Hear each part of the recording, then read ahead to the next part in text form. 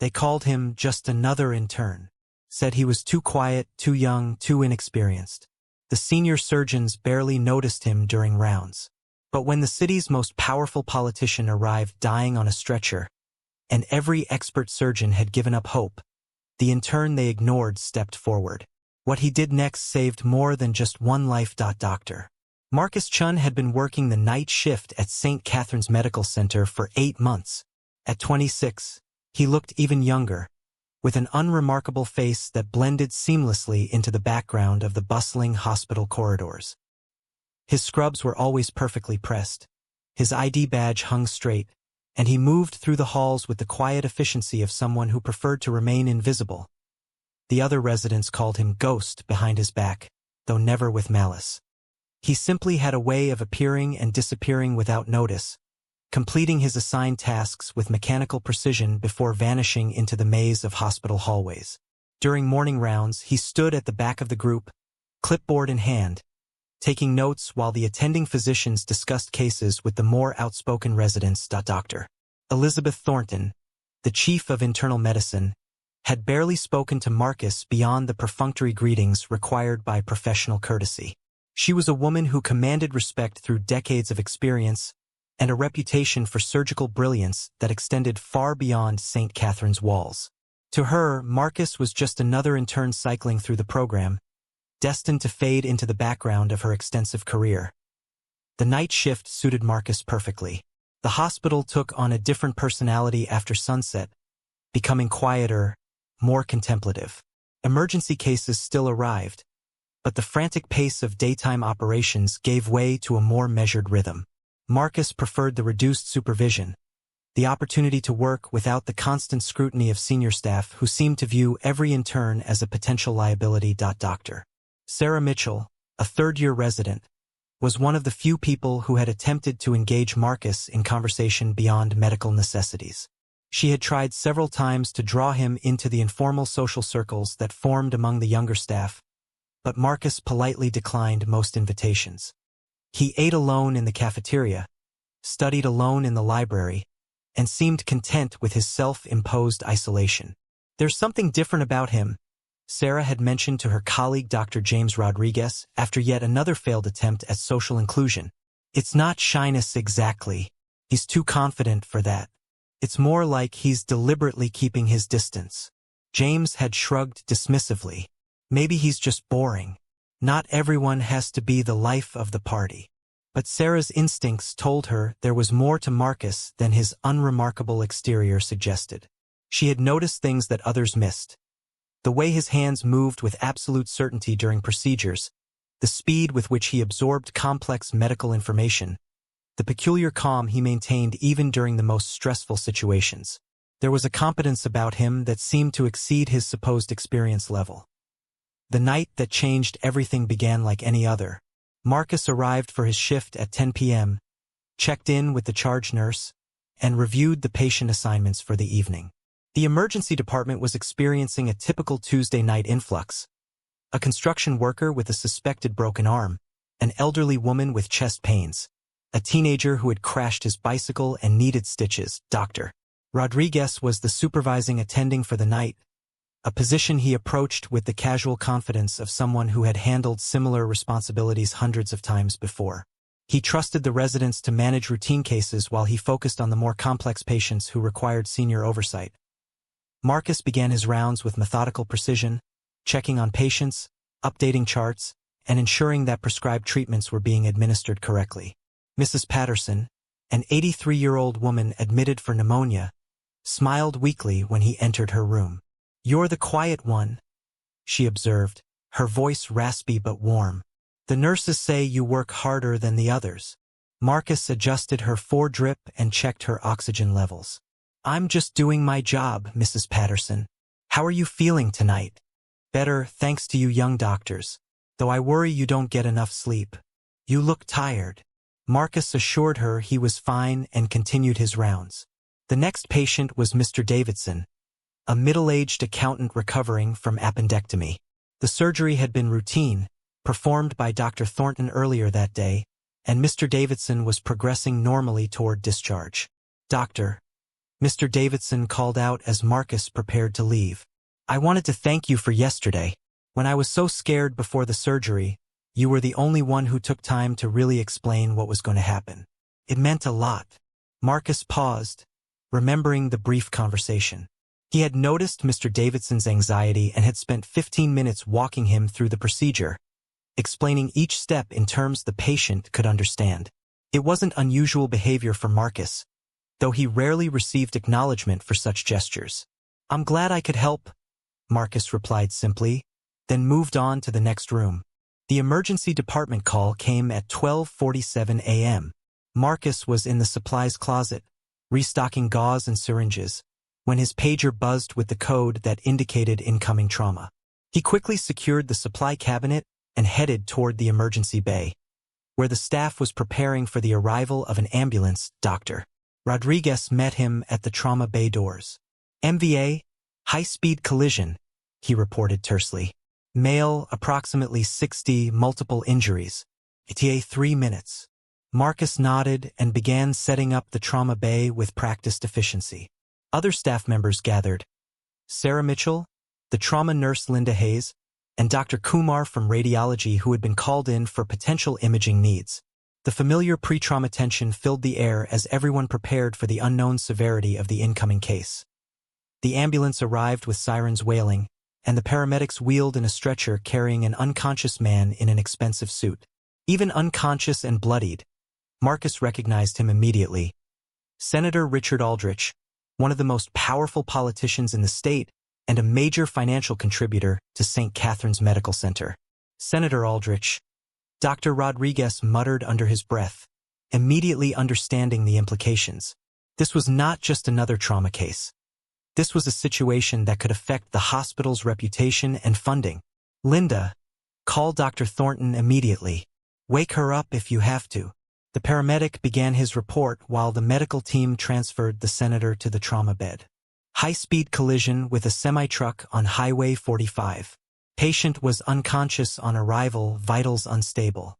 Possible internal bleeding, suspected spinal injury, definite head trauma. We've got him on oxygen and 4 fluids, but he's been declining en route." Marcus quickly attached monitoring equipment while Sarah began her initial assessment. The senator's blood pressure was dangerously low. His pulse was rapid and thready, and his breathing was shallow and irregular. Fresh blood stained the trauma bay sheets as they cut away his clothing to expose the extent of his injuries. "Multiple rib fractures," Sarah reported, her hands moving over the senator's chest. "Possible pneumothorax. And look at this abdominal distension." Marcus observed the swelling in the senator's abdomen and immediately suspected internal bleeding, likely from a ruptured spleen or liver laceration. The senator's pallor was increasing, and his vital signs continued to deteriorate despite their initial interventions. Dr. Thornton arrived within minutes, still wearing her pajamas under her hastily thrown-on lab coat. Her usually perfect hair was disheveled, but her professional demeanor was unchanged. She immediately took charge of the situation, her experienced eyes quickly assessing the senator's condition. "Status report," she demanded while putting on sterile gloves. "Senator Richard Aldrich, approximately 60 years old, high-speed MVA," Dr. Rodriguez reported. "Unconscious since arrival, declining vitals, suspected internal bleeding with probable splenic rupture. Blood pressure dropping despite fluid resuscitation." Dr. Thornton's examination confirmed their worst fears. The senator was bleeding internally, and his condition was rapidly becoming critical. "We need to get him to surgery immediately," she announced. "Linda, call the OR and tell them we're coming up. Sarah, contact the blood bank and have them cross-match for 8 units. This is going to be extensive." As the team prepared to transport the senator to the operating room, his vital signs took another dangerous turn. His blood pressure dropped to barely measurable levels, and his heart rhythm became erratic. The cardiac monitor began emitting the rapid beeps that indicated impending cardiac arrest. "He's crashing," Sarah called out. Reaching for the emergency medications, Dr. Thornton's face grew grim as she looked at the monitor readings. The senator's condition had deteriorated beyond what their emergency interventions could stabilize. They were losing him before they could even get him to the operating room. "We need to open him up here," she announced, though her voice carried a note of uncertainty that her colleagues had rarely heard. Emergency surgery in the trauma bay was possible, but it was a desperate measure reserved for the most dire circumstances. Marcus had been quietly observing from his position near the supply cabinet, but now he stepped forward. "Dr. Thornton," he said, his voice calm but carrying an authority that surprised everyone in the room. "May I make a suggestion?" Dr. Thornton looked up, clearly frustrated by the interruption. "This isn't the time for questions from an intern, Dr. Chun. With respect, Doctor, the senator has a retroperitoneal hematoma compressing the inferior vena cava. Standard trauma protocols won't address the root cause quickly enough." The trauma bay fell silent except for the beeping monitors. Dr. Thornton stared at Marcus, her expression shifting from irritation to confusion. "What did you just say?" Marcus moved closer to the senator's bedside. His demeanor completely transformed from the quiet, unobtrusive intern they all knew. "The blood loss pattern and abdominal distension suggest a retroperitoneal bleed, likely from a torn renal vessel or aortic branch. The hematoma is compressing the IVC, which explains why fluid resuscitation isn't improving his pressure. We need to access the retroperitoneal space immediately to control the bleeding and decompress the vena cava." Dr. Rodriguez and Sarah exchanged stunned glances. The diagnosis Marcus had just offered was extremely sophisticated, requiring knowledge and experience far beyond what any intern should possess. Moreover, he had delivered it with a confidence that suggested absolute certainty. "That's..." Dr. Thornton began, then paused. She looked again at the senator's presentation, considering Marcus's words. The abdominal distension was primarily in the flanks rather than the anterior abdomen, which could indeed suggest retroperitoneal bleeding rather than intraperitoneal hemorrhage. "Even if you're right," she said slowly, "accessing the retroperitoneal space in a trauma bay is incredibly complex. The risk of making things worse is less than the certainty of losing him if we don't try," Marcus finished quietly. The cardiac monitor chose that moment to alarm again, showing that the senator's heart rhythm was becoming increasingly unstable. Time was running out, and everyone in the trauma bay could feel it. Dr. Thornton made a decision that would haunt her for months afterward. "Dr. Chun, if you think you know what needs to be done, then do it. But I'm telling you right now, if this goes wrong, it's on you." Marcus nodded and immediately began scrubbing his hands at the trauma bay sink. "I'll need a number 10 blade, hemostats, and retractors. Sarah, please prepare 2 units of O-negative blood for immediate transfusion. Dr. Rodriguez, can you manage the anesthesia?" As Marcus spoke, his entire presence seemed to change. The quiet, deferential intern had vanished, replaced by someone who moved with the absolute certainty of extensive surgical experience. His hands were steady as he prepared the sterile field, his voice calm as he issued instructions to the trauma team. "Dr. Chun," Dr. Thornton said, her voice tight with concern, "I need to know right now if you have experience with retroperitoneal surgery, because if you don't..." Marcus paused in his preparations and met her eyes directly. "I have the experience, Dr. Thornton. I promise you that." Something in his voice, some quality of absolute conviction, convinced her to step back and let him proceed.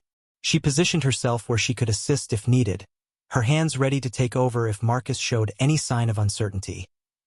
Marcus made his first incision with the precision of someone who had performed the procedure hundreds of times. His hands moved without hesitation, following anatomical landmarks that were invisible to the observers but clearly mapped in his mind. Within minutes, he had exposed the retroperitoneal space and identified the source of the bleeding. "There," he said quietly, pointing to a torn branch of the renal artery that was pouring blood into the retroperitoneal cavity. "Sarah, I need silk sutures and more retraction."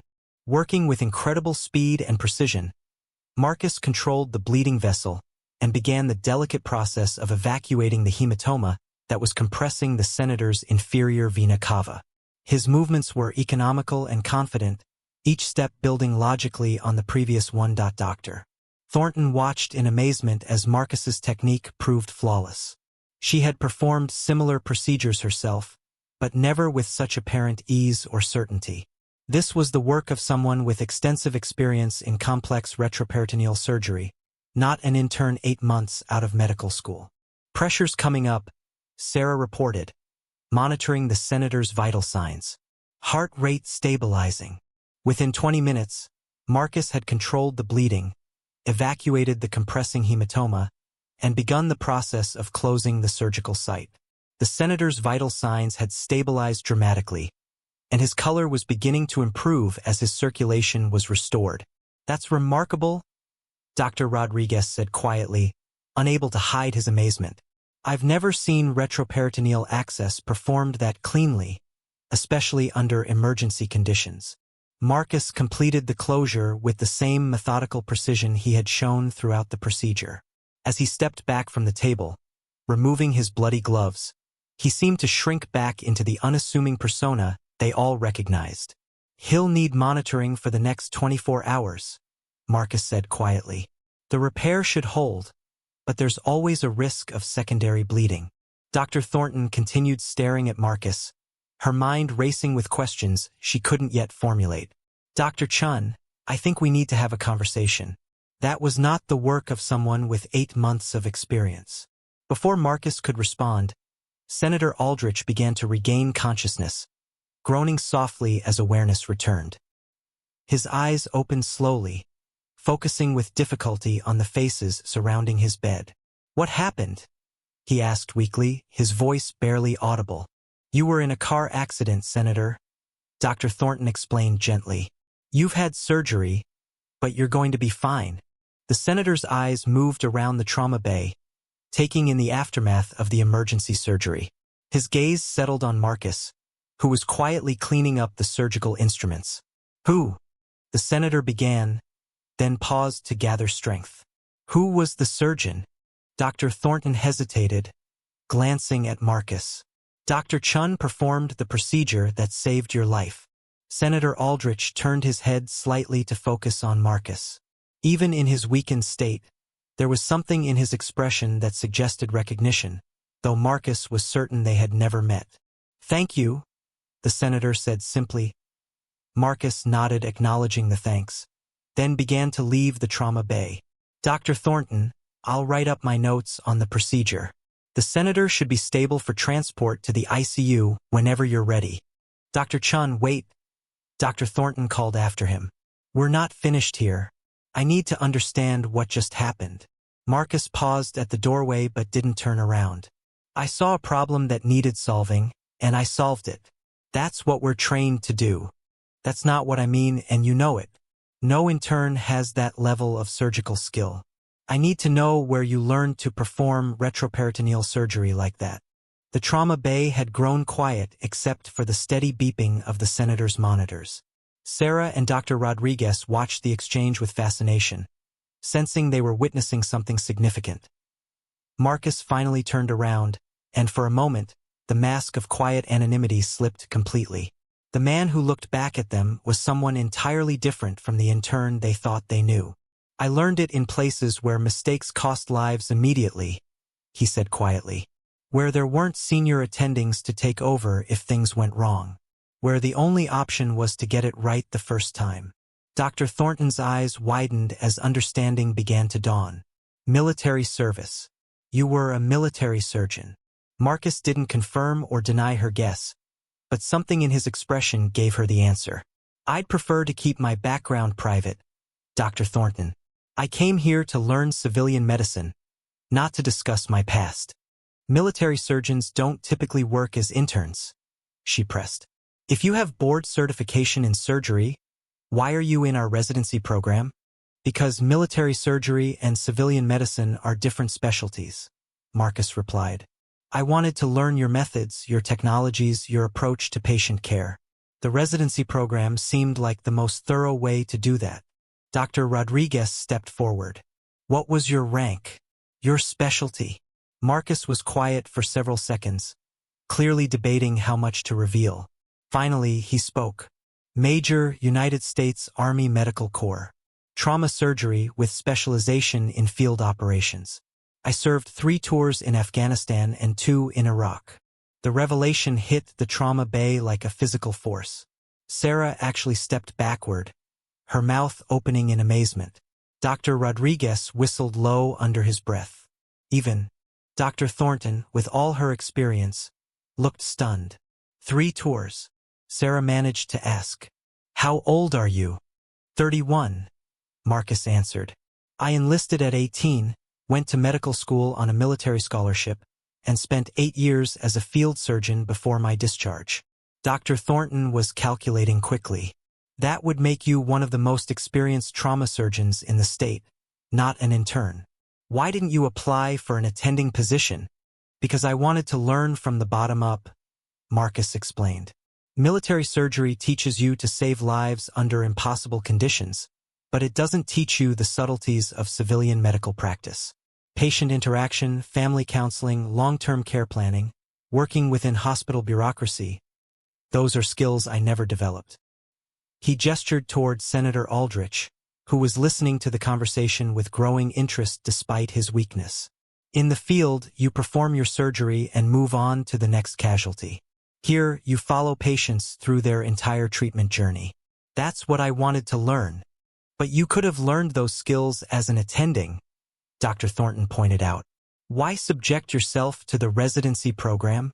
Marcus was quiet again, and when he finally spoke, his voice carried a weight of experience that everyone in the room could feel. "Because in the military, I was always the expert. I was the one everyone turned to when cases became impossible. I never had the opportunity to observe, to question, to learn from others. The residency program gave me that chance." Dr. Rodriguez shook his head in amazement. "So for 8 months, you've been pretending to be inexperienced while actually being one of the most qualified surgeons in the hospital." "I wasn't pretending," Marcus corrected. "I was learning. Every day I've been studying how you approach problems differently than I would, how you interact with patients and families, how you balance aggressive treatment with quality of life considerations. Those are lessons I couldn't have learned any other way." Senator Aldrich spoke up from the bed, his voice stronger now. "Major Chun, is it? I owe you my life." Marcus moved closer to the senator's bedside. "You don't owe me anything, Senator. I was just doing my job." "That wasn't just doing your job," the senator replied. "I've been around long enough to recognize extraordinary skill when I see it. Even in my condition, I could tell that what you just did was something special." Dr. Thornton was still processing the revelations. "Marcus, Dr. Chun, I need to report this to the hospital administration. Your credentials, your experience level, it changes everything about your position here." "I understand," Marcus replied. "I knew this moment would come eventually. I just hoped to complete more of the program before my background became relevant." "Relevant?" Dr. Thornton's voice rose slightly. "You've been working as an intern while having the qualifications to be chief of trauma surgery. How is that not relevant every single day?" Marcus met her gaze steadily. "Because if people knew my background, they would have expected me to take charge, to make decisions, to lead. That's not what I came here to do. I came here to learn how to be a better doctor, not just a better surgeon." Sarah finally found her voice. "All those times we invited you to hang out with us, and you said no. Was that because you thought we were too young?" Marcus actually smiled at that question. "No, Sarah. It was because I spent 8 years being responsible for life and death decisions every day. When I left the military, I wanted some time to just exist without that weight. The social dynamics among residents, the friendly competition, the casual conversations about normal problems. I wasn't ready for that yet. But you were ready to save lives," Dr. Rodriguez observed. "That's different.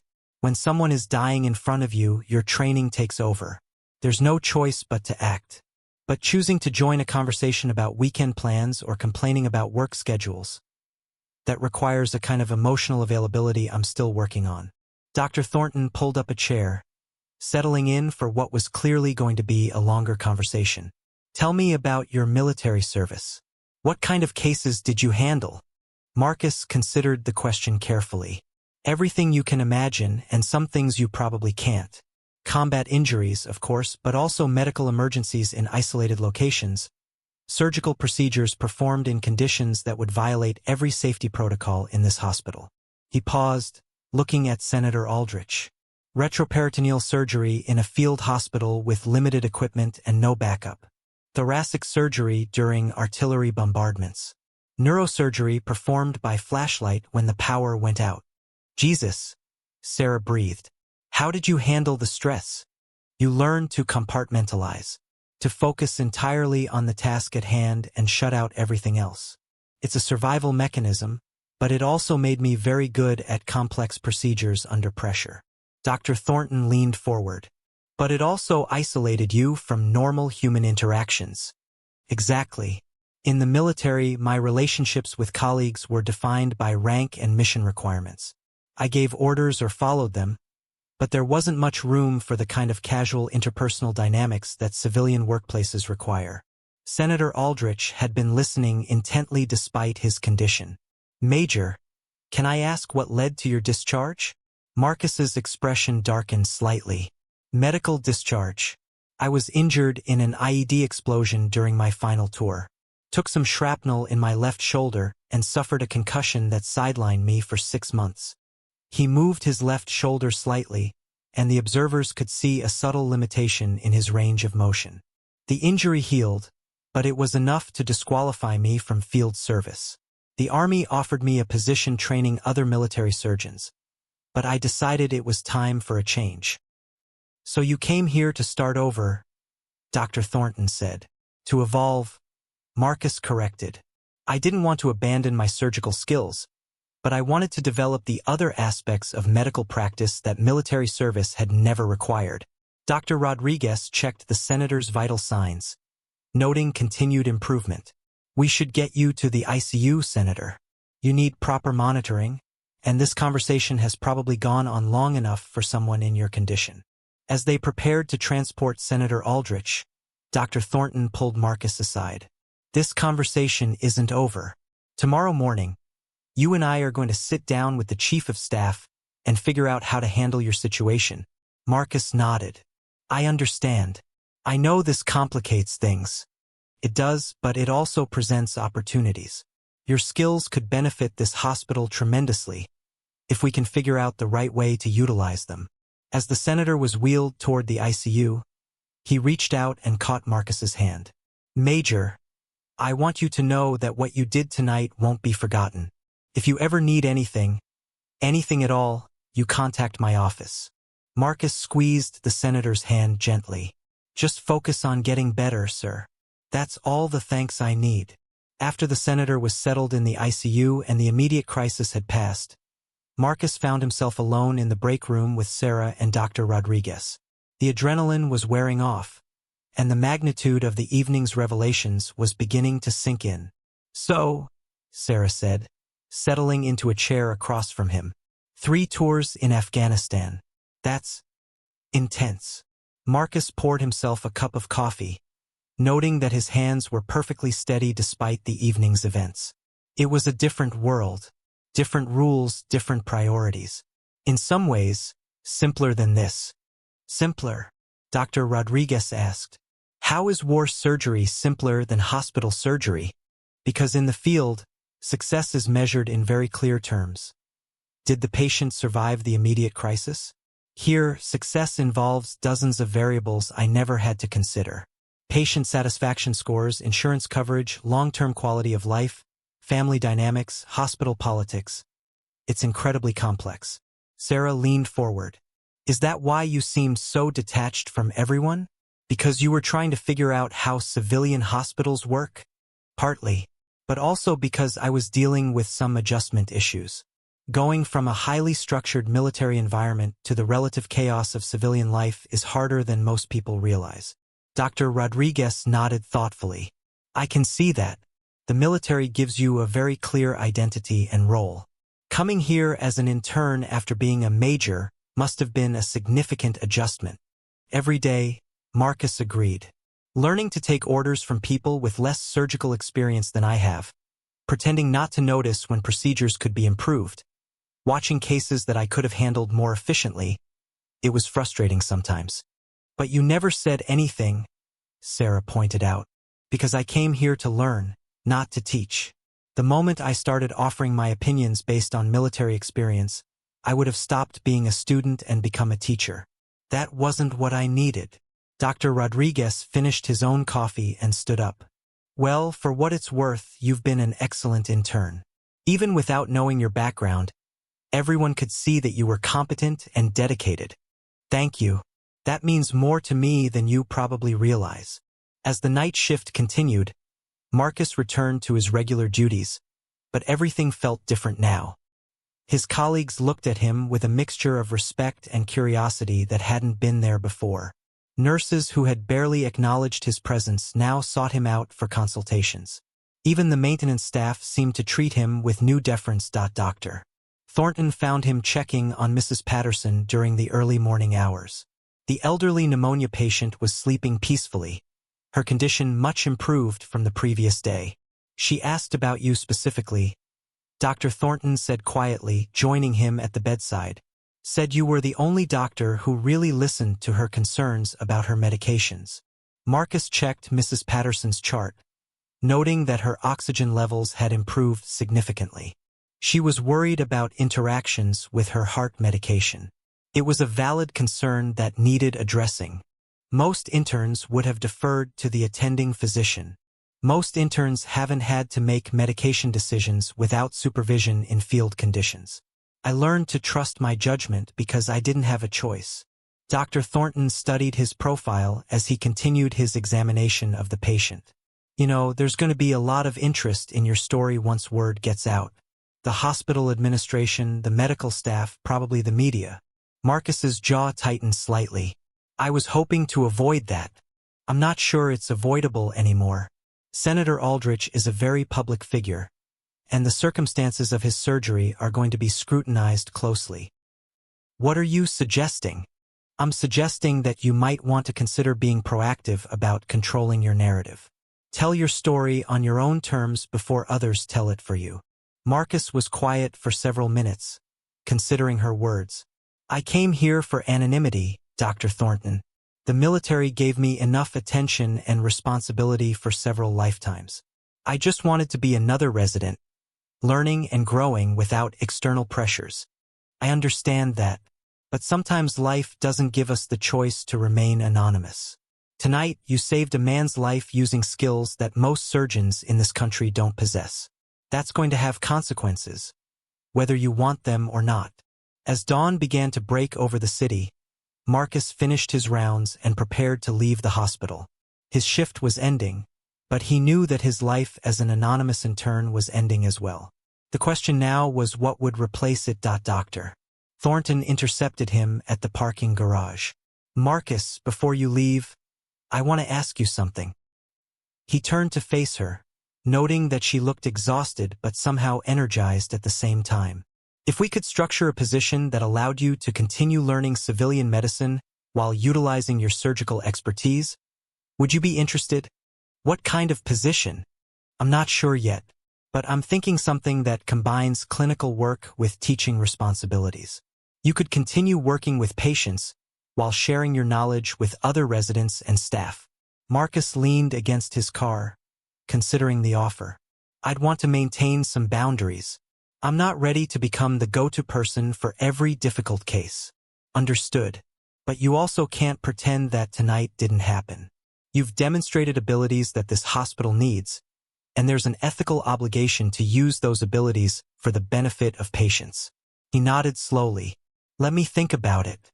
This isn't the direction I expected my residency to take.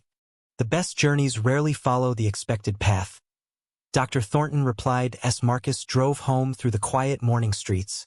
He reflected on the night's events. For 8 months, he had successfully maintained his anonymity, learning and growing without the burden of expectations.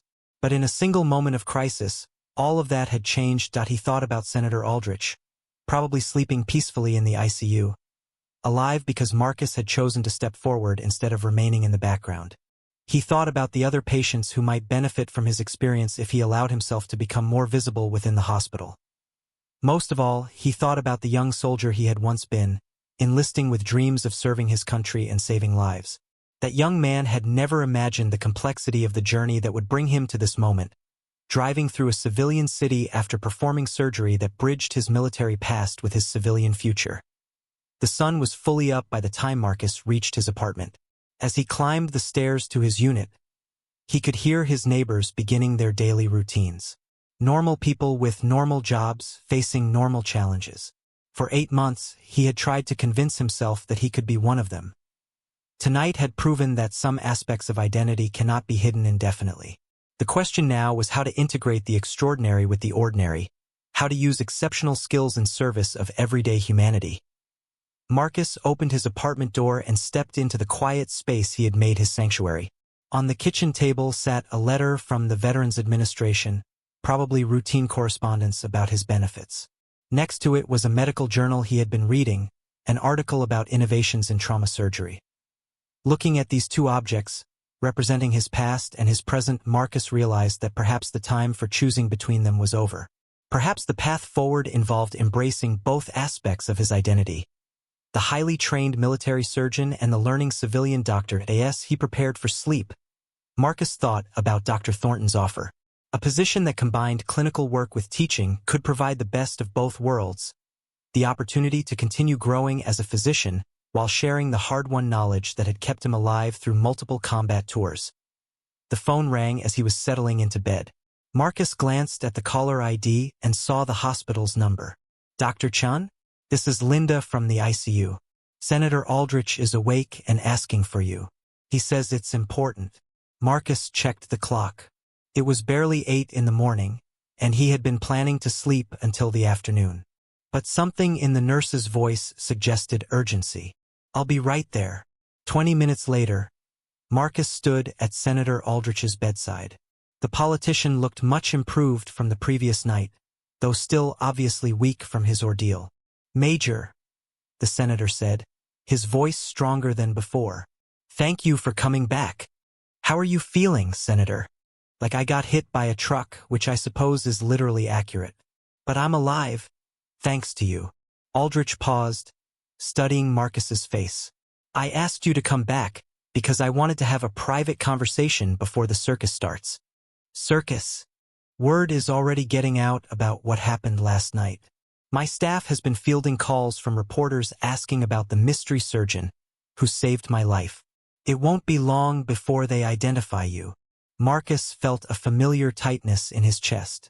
I was hoping to avoid media attention. I understand that, and I'll do what I can to protect your privacy. But I also wanted to make you an offer. What kind of offer? Senator Aldrich shifted uncomfortably in his bed, wincing at the movement. I sit on the Senate Armed Services Committee, and we're constantly dealing with issues related to veteran healthcare and military-to-civilian transition. Your story, a decorated military surgeon working as an intern to learn civilian medicine. That's exactly the kind of narrative that could help us secure better funding for veteran programs. Marcus was quiet, considering the implications. I'm not asking you to become a political spokesperson, Aldrich continued. But if you were willing to share your experience with the committee, it could make a real difference for other veterans facing similar transitions. I appreciate the offer, Senator, but I'm not sure I'm ready for that level of public exposure. Aldrich nodded understandingly. Think about it. The offer stands whenever you're ready. But there's something else I wanted to discuss.